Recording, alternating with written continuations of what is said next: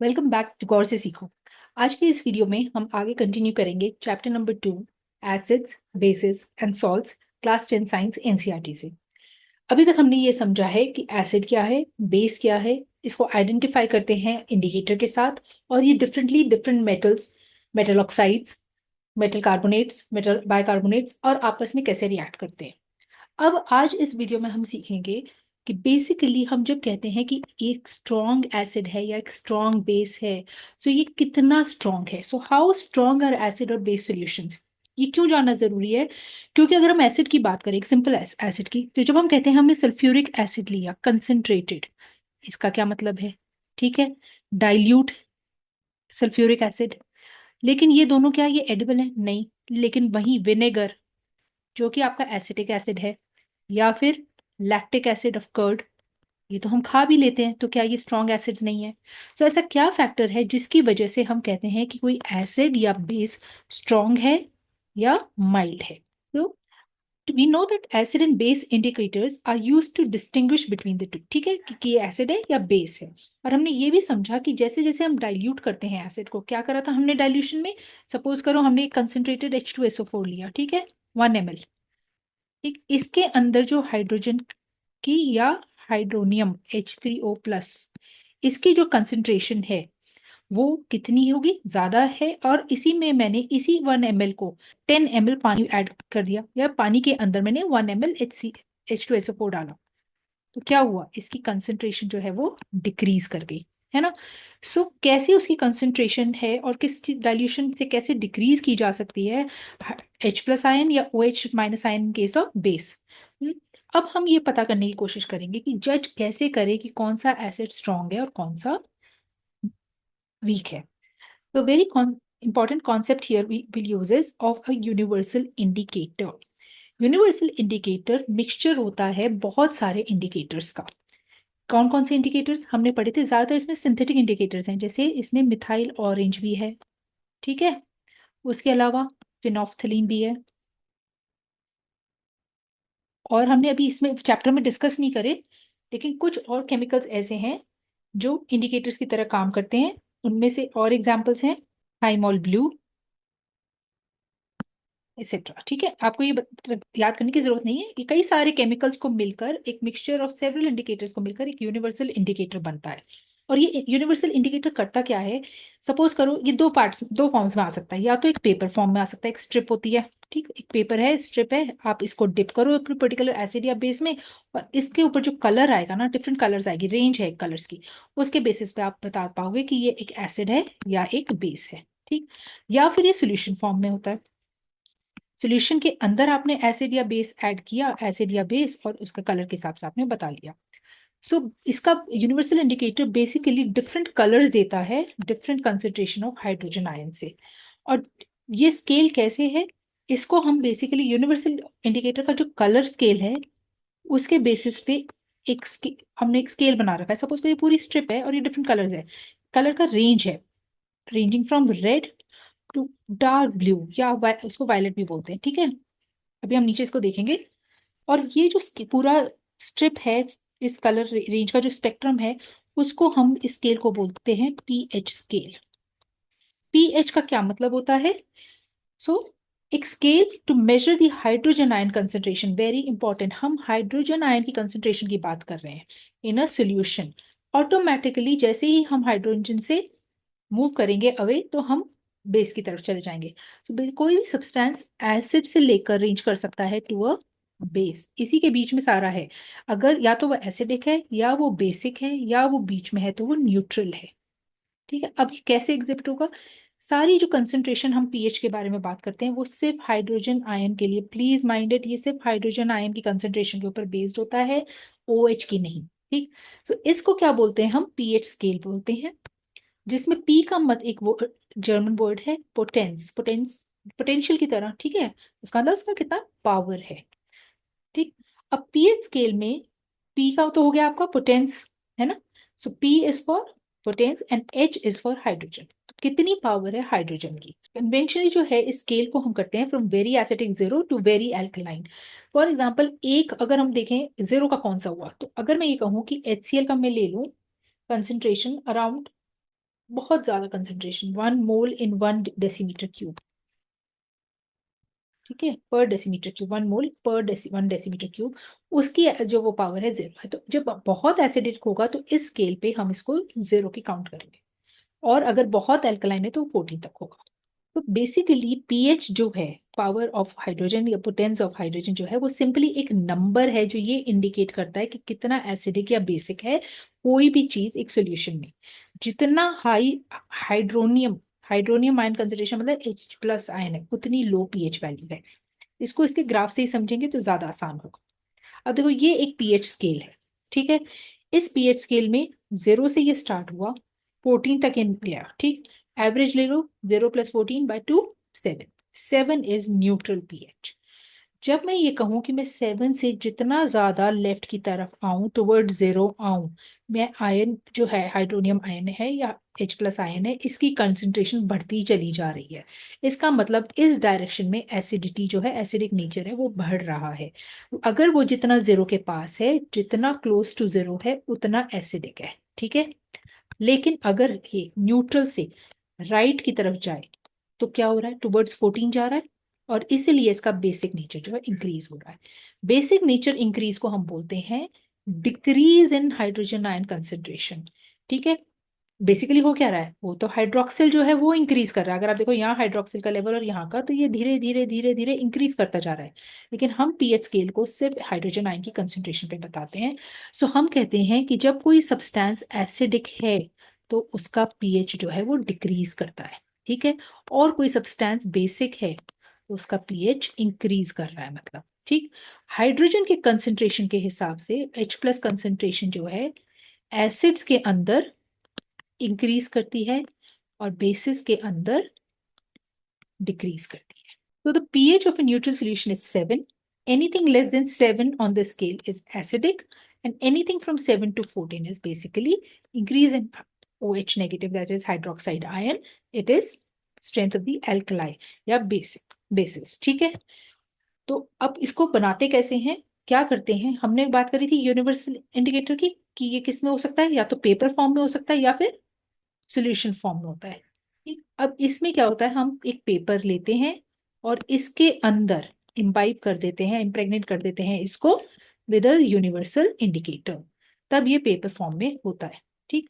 और ये इसके कलर्स कैसे आते हैं, ये आपकी बुक में दिए हुए हैं, ये इस तरीके से होता है। अब इसके अंदर बेसिकली पेपर का ये कोई कलर नहीं होता, ये तो डिपेंड करता है, ये शेड्स आएंगी डिपेंडिंग ऑन पीएच कितना है। एग्जाम्पल के लिए आपको दिया हुआ है, जैसे 0 पे हमने कहा था कि बहुत हाई कंसेंट्रेशन है तो ये HCl का आया, लेकिन pH 1 गैस्ट्रिक जूस, सोचो पेट के अंदर इतना ज्यादा एसिडिक कंटेंट होता है कि उसकी pH 1.2 है, कितना हाई है। तो इस तरफ जो है हाइड्रोजन का कंसेंट्रेशन, हाइड्रोजन आयन का कंसेंट्रेशन बहुत ज्यादा है। इससे कम थोड़ा एसिडिक है lemon juice which is about 2.2, और जो प्योर ब्लड है वो मोर और लेस न्यूट्रल है, 7.4, रादर थोड़ा सा इसका जो है बेसिक नेचर है, क्योंकि 7.4 है, एग्जैक्ट 7 नहीं है, ठीक है। तो ये प्योर वाटर या ब्लड का है। उसके बाद आप देखो जो मिल्क ऑफ मैग्नीशिया है, ये क्या होता है, basically milk of magnesia use करते हैं हम एसिडिटी में। जब जो भी हम सिरप वगैरह लेते हैं ना, कई आते हैं लोग डाइवॉल लेते हैं, डाइ और चीजें भी लेते हैं इनको एसिडिटी को कम करने के लिए, वो बेसिकली मिल्क ऑफ मैग्नीशिया है, वो बेसिक है नेचर में। अब आप ये देखिए, ये तो आपका गैस्ट्रिक जूस है 1.2 पे, और यहाँ पर आपका जो है मिल्क ऑफ मैग्नीशिया है वो बेसिक है, तो वही न्यूट्रलाइजेशन की रिएक्शन होती है, ठीक। जो ग्रीन शेड है यूनिवर्सल इंडिकेटर का, वो ज्यादातर न्यूट्रल के आसपास का है। अगर किसी चीज को, सोल्यूशन को मैं डिप करूं, उसको पे ऊपर पीएच स्केल में देखूं या उसके यूनिवर्सल इंडिकेटर में ये कलर्स आते हैं तो वो न्यूट्रल है। जितना ज्यादा वो गुस्सा होता चला जाएगा, लाल होता चला जाएगा, उतना ज्यादा वो एसिडिक है। और जितना ज्यादा वो शांत होगा, पानी की तरह नीला और होता चला जाएगा, डार्क डार्क डार्क, उतना वो बेस है। सोडियम हाइड्रोक्साइड सबसे ज्यादा जो करोसिव बेस है एट पीएच ऑफ 14, ठीक है। तो ये कॉमन पीएच स्केल्स हैं। पीएच रिलेटेड एक्टिविटी करते हैं एक, देखिए सलाइवा। बिफोर मील, हमने खाना नहीं खाया अभी, तो हमारा बेसिक क्या होता है, ये जो सलाइवा है ना, वो मोर और लेस इस शेड में होता है, ग्रीनिश शेड में होता है, ठीक है। तो ये ग्रीन आता है, ठीक है। तो हम इसको कह सकते हैं कि एनीवेयर बिटवीन 6 to 8 के बीच में इसकी पीएच आ जाती है। तो इसका क्या मतलब है, ये मोर और लेस न्यूट्रल होता है, ठीक है। लेकिन खाना खाने के बाद आफ्टर मील क्या हो जाता है, ये ही कलर जो स्केल पे है वो थोड़ा सा येलोइश आएगा। क्यों? क्योंकि हमारे इसमें रिएक्शन होगी और एसिड होगा, हमारे मुंह के अंदर जो सलाइवा के अंदर निकलेगा ना वो एसिडिक हो जाएगा थोड़ा। So may be it is around 4 to 5, ये येलो कलर में आ जाएगा, मतलब ये थोड़ा सा एसिडिक हो जाएगा। अब लेमन जूस तो इन्होंने दे ही रखा है, कितना दे रखा है उसका, एग्जैक्ट 2.2 दे रखा है। तो ये कौन सी शेड में आ गया, ये ऑरेंज में आ गया। ठीक है, तो ये ऑरेंज है और इसकी वैल्यू तो दे ही रखी है, तो ये एसिड है, राइट। कलरलेस एरेटेड ड्रिंक, ये भी एसिड होती है। कलरलेस कौन सी होगी, आपका सोडा वगैरह जो होता है, ये भी ऑरेंज की शेड में आता है। और इसकी भी जो रेंज है वो बेसिकली 3 to 4 के बीच होती है, ये भी एसिड है। कैरेट का जूस, जितने भी आप जूस देखोगे नॉर्मली ये इसी शेड में आएंगे। ठीक है, ये सब एसिडिक है। कॉफी जो है वो भी थोड़ी सी एसिडिक होती है, हल्की सी खटास सी होती है। टमाटर का juice, tomato, yes again acidic, खटा। टैप वाटर जो आता है उसको ग्रीन शेड देगा। क्यों? क्योंकि ये बेसिकली न्यूट्रल होता है और ये भी 6 to 8 के बीच में ही रहता है। ठीक है, कहीं कहीं थोड़ा सा एसिड, कहीं कहीं थोड़ा सा basic, but more or less this range. Sodium hydroxide extremely blue आएगा। ये जो डार्क ब्लू वाला शेड है ना, ये सोडियम हाइड्रोक्साइड, अगर ये 1 मोलर है ये डार्क ब्लू होगा। ठीक है, और इसकी जो पीएच है गिवन 14 के आसपास होती है, and this is extremely basic. ठीक, 1 ml क्या होगा, HCl we spoke about, 0 which is dark red. ठीक, ये एक्सट्रीम के केसेस है और ये भी एसिडिक होगा। So this is how different things very with their pH and their colour on this pH scale. So जो स्ट्रेंथ है एसिड और बेसिस की हम जो बात कर रहे हैं वो बेसिकली आपके हाइड्रोजन आयंस एक्सप्रेस हम H प्लस पे करते हैं, क्योंकि पीएच में टर्म ही यही है, पोटेंस ऑफ हाइड्रोजन। बट अगर हमें डिफाइन करना है तो एसिड और इसकी किस में करेगी, एसिड की करेगी H प्लस आयंस में, और हाइड्रोक्साइड आयंस की डिफाइन करेगी बेसिस की रिस्पेक्टिवली। ठीक, अगर हम ये कहें कि हाइड्रोक्लोरिक एसिड और एसिटिक एसिड की सेम कंसेंट्रेशन है, मतलब दोनों 1 मोलर पे हैं, ठीक है, तो ये तब भी ये different amount of hydrogen ions को प्रोड्यूस करेंगे। अगर उनकी कंसेंट्रेशन भी एक सी है तो भी इनमें जो हाइड्रोजन आयंस निकलेंगे वो डिफरेंट होंगे। ठीक, जो एसिड ज्यादा हाइड्रोजन आयंस को रिलीज करते हैं, जो ज्यादा करते हैं, वो स्ट्रॉन्ग एसिड है। HCl और एसिटिक एसिड की कंसेंट्रेशन में फर्क होता है, उनकी स्ट्रेंथ में फर्क होता है, और जो कम देंगे वो ऑफकोर्स वीक हो गए एसिड। इसी तरीके से हम वीक या स्ट्रॉन्ग बेस के लिए क्या कहेंगे, हम वीक या स्ट्रॉन्ग बेस के लिए कहेंगे कि जो बेसिस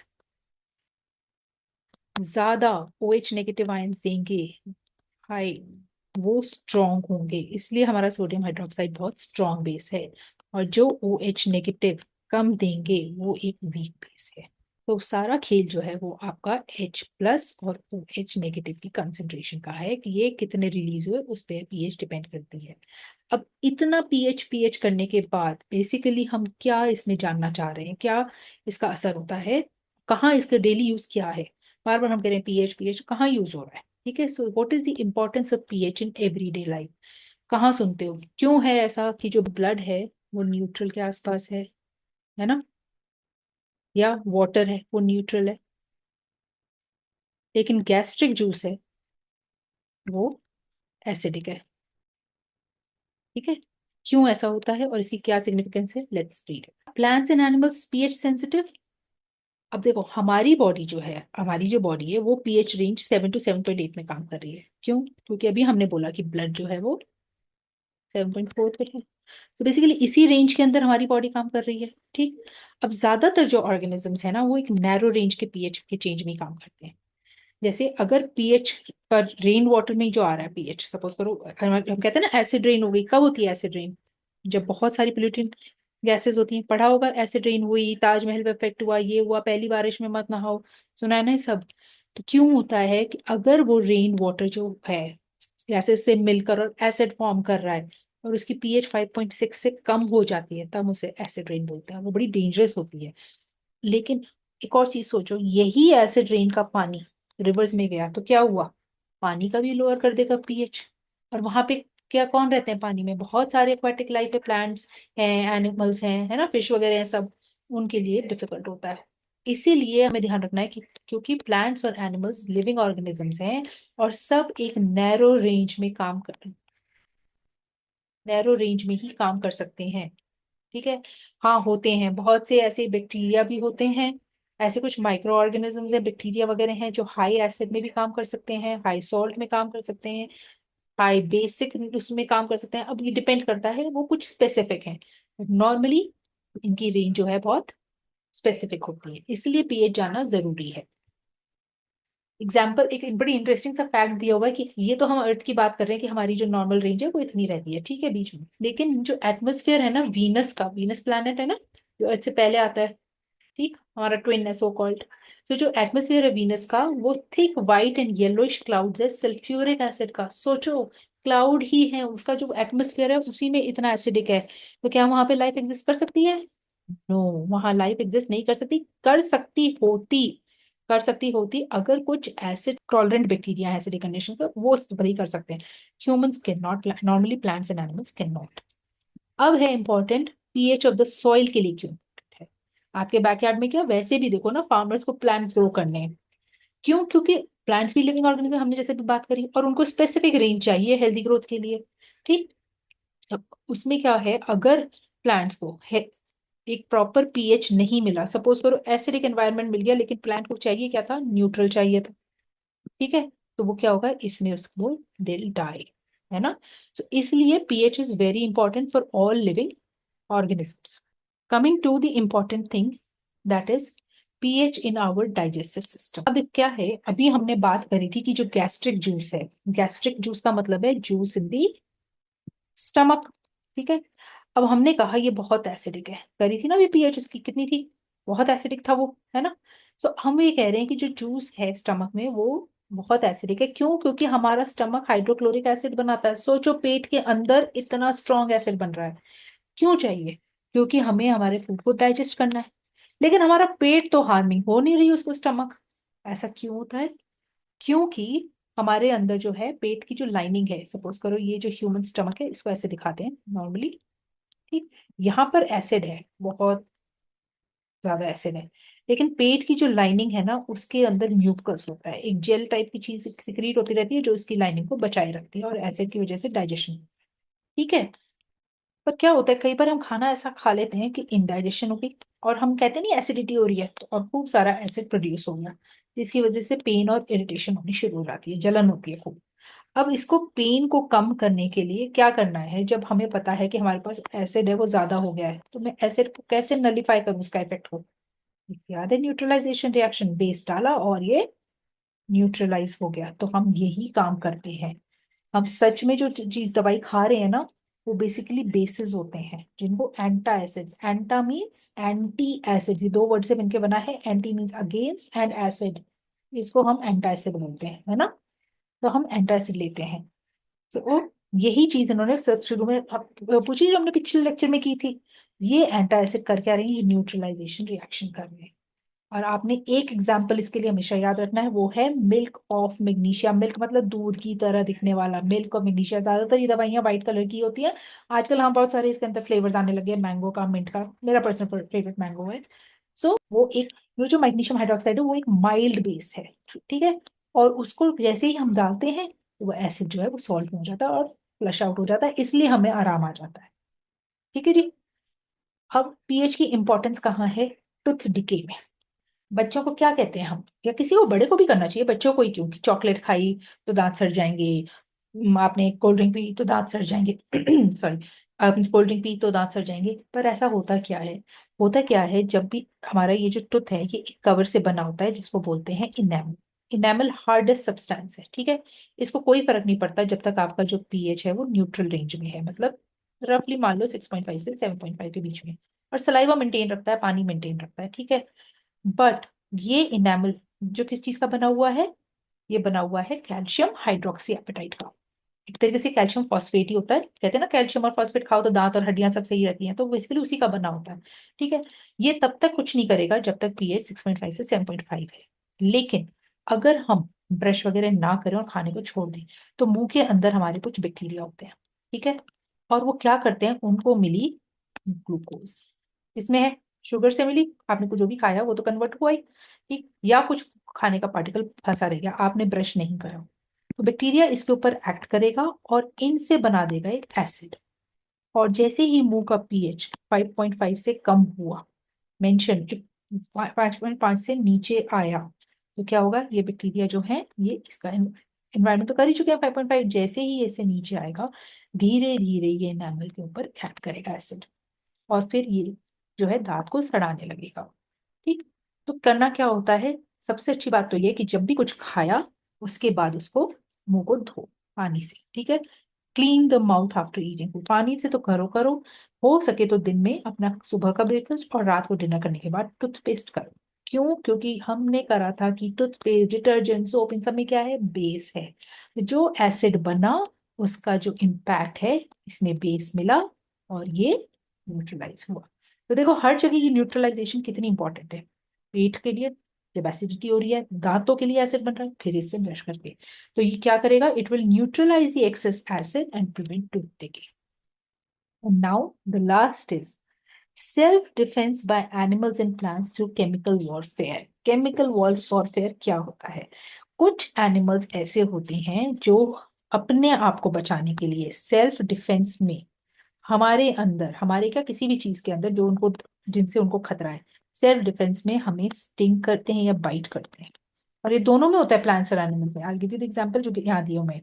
और ये हमारे अंदर एक एसिड रिलीज कर देंगे और उससे क्या होगा, हमें होगी पेन और हम उसको छोड़ देंगे। ये किसके अंदर होता है, मधुमक्खी का काटा, ने काटा है कभी? मधुमक्खी छोड़ो, मुझे तो वास्प ने काटा था। तो मधुमक्खी जो होती है, जब वो क्या करती है, वो हमारे अंदर एक एसिड को छोड़ देगी।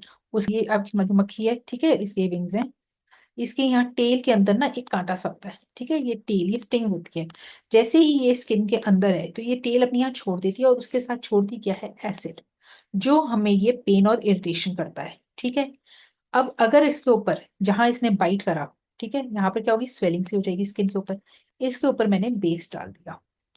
ठीक है, तो ये सब बेस कौन सा हो गया, बेकिंग सोडा। पता है बेकिंग सोडा क्या होता है? बेकिंग सोडा होता है सोडियम बाइकार्बोनेट, हाइड्रोजन कार्बोनेट। ये घर में होता ही है ज्यादातर। आपने इसको रगड़ा तो आपको पेन में, इरिटेशन जो हो रही थी उसमें आराम आ जाएगा। क्यों आराम आएगा, क्योंकि वही है कि ये न्यूट्रलाइजेशन रिएक्शन है। इसी तरीके से एक पेड़ होता है बिच्छू बूटी, जिसको हम इंग्लिश में क्या बोलते हैं, नेटल। ठीक है, बिच्छू बूटी तो नाम सुना होगा, अगर पहाड़ों में जाएंगे ना तो वहां पे होता है और कांटेदार सा होता है, तो उसकी लीफ के अंदर ना छोटे छोटे हेयर होते हैं। और ज्यादातर ये बड़ी साइड की सी ऐसे वॉक करते हैं ना जो ट्रैकिंग वगैरह में, तो साइड में लगा होता है। जैसे ही उसके टच करोगे तो एकदम से ना बर्निंग पेन होगा, बर्निंग में खुजली सी मच जाएगी। और कमाल की बात यह है कि बिच्छू बूटी का जहाँ पेड़ लगा है, सपोज करो यहाँ पे ये बिच्छू बूटी का पेड़ है और आपने इसको टच कर लिया, आप देखोगे इसी के नीचे ना पालक की पत्तियों की जैसी एक लीव्स वाला पेड़ होता है, उसको निकालो और इसमें लगाओ, आराम आ जाता है। इसमें नहीं, मतलब अपने ऊपर लगाओ और उसमें आराम आ जाता है। क्यों होता है, क्योंकि ये तो एसिड रिलीज कर रहा है और इसमें वही बेस है, तो न्यूट्रलाइज हो गया। तो यहाँ पे दिया हुआ है, ये ऐसा दिखता है बिच्छू बूटी ना, बिच्छू होता है स्कॉर्पियन, उसकी वजह से, जिसको नहीं पता हो। So nature provides neutralisation option खुद ही। कैसे, नेटल जो है एक हर्ब है, हर्ब मतलब छोटा सा प्लांट है, लीफी प्लांट, और वाइल्ड में होता है। और उसके ऊपर ना स्टिंगलिंग हेयर होते हैं, स्टिंग करने वाले, चुभने वाले, और बहुत पेनफुल होते हैं। पेनफुल क्या होता है, बहुत खुजली करता है और एकदम ऐसा लगता है। क्यों, क्योंकि इसके अंदर एक एसिड होता है, मिथेनोइक एसिड। ठीक है, अब इसको के ही नीचे डॉग प्लांट, पालक की तरह दिखने वाले, छोटा छोटा होता है, उसको अगर आप लगाओ तो ये न्यूट्रलाइज कर देगा। सो और ये मैं खुद ट्रैक करा है उत्तराखंड की तरफ, वहां ये चीज मैंने एक्सपीरियंस की है। इंपॉर्टेंट इस पूरे टॉपिक में आएगी ये टेबल। क्यों, क्योंकि ये टेबल जो है इससे आपको एमसीक्यूज में क्वेश्चन आ सकते हैं। कि आपको दे दिया है नेचुरल सोर्स एक तरफ, विनेगर, ऑरेंज, टैमरिन, टोमेटो, सार मिल्क, लेमन एंड स्टिंग, ये, और इनके अंदर कौन से पर्टिकुलर एसिड्स हैं। विनेगर के अंदर है एसिटिक एसिड, कंपैरेटिवली माइल्ड है, एडिबल है। ऑरेंज भी हम खाते हैं, उसमें है सिट्रिक एसिड। ठीक है, ऑरेंज की कोई भी वैरायटी हो, लेमन हो आपका, ऑरेंज हो, जितने भी सिट्रस फ्रूट है, इनका नाम ही इसलिए क्योंकि ये सिट्रिक एसिड है। टैमरिंड, इमली, इमली के अंदर होता है टार्टरिक एसिड, खट्टा खट्टा। ठीक है, तभी इमली खट्टी होती है। टोमेटो के अंदर मेजरली है ऑक्सैलिक एसिड। ये एक ऐसा एसिड है, अगर बहुत ज्यादा हो जाए ना बॉडी में तो ये पत्थर भी बना देता है। ऑक्सैलिक एसिड ये स्टोन्स बनाने में काम वो करता है। इसलिए टोमेटो भी है, उसके जो सीड्स हैं उनमें लोग नॉर्मली करते हैं कोशिश कि सीड्स ना खाएं, जिनको स्टोन की प्रॉब्लम वो कम खाया करे टोमेटो। सार मिल्क हो गया आपका, लैक्टिक एसिड, क्योंकि क्या है, कर्ड, कर्ड लैक्टोज शुगर से बना, लैक्टिक एसिड हो गया, लैक्टोज होता है मिल्क के अंदर। लेमन, मैंने आपसे कहा ऑरेंज में भी है, तो लेमन में भी सिट्रिक एसिड है। एंट की स्टिंग और जो नेटल की स्टिंग है, जो नेचर में स्टिंग्स हैं, इनमें सब में क्या है, मिथेनोइक एसिड। ठीक है, तो ये दोनों में यही है। तो यहाँ हम इस चैप्टर को अभी इस लेक्चर को बंद करेंगे, क्योंकि अगला जो टॉपिक है वो एंटायरली डिफरेंट है, सॉल्ट्स। अभी तक हम सब जगह क्या बात करते रहे अबाउट एसिड्स एंड बेसिड्स, सारा चैप्टर हमने इसके ऊपर करा। लास्ट लेक्चर में हम करेंगे जब ये दोनों मिलके सॉल्ट्स बनाते हैं, सॉल्ट्स क्या होते हैं, कितने, उनकी क्या प्रॉपर्टीज होती हैं, इनके क्या यूजेस होते हैं, इसके ऊपर नेक्स्ट लेक्चर में करेंगे। Thank you for watching. और अगर आपको वीडियो थोड़ी सी भी पसंद आई है तो प्लीज़ इसे लाइक, शेयर और सब्सक्राइब करना ना भूलें।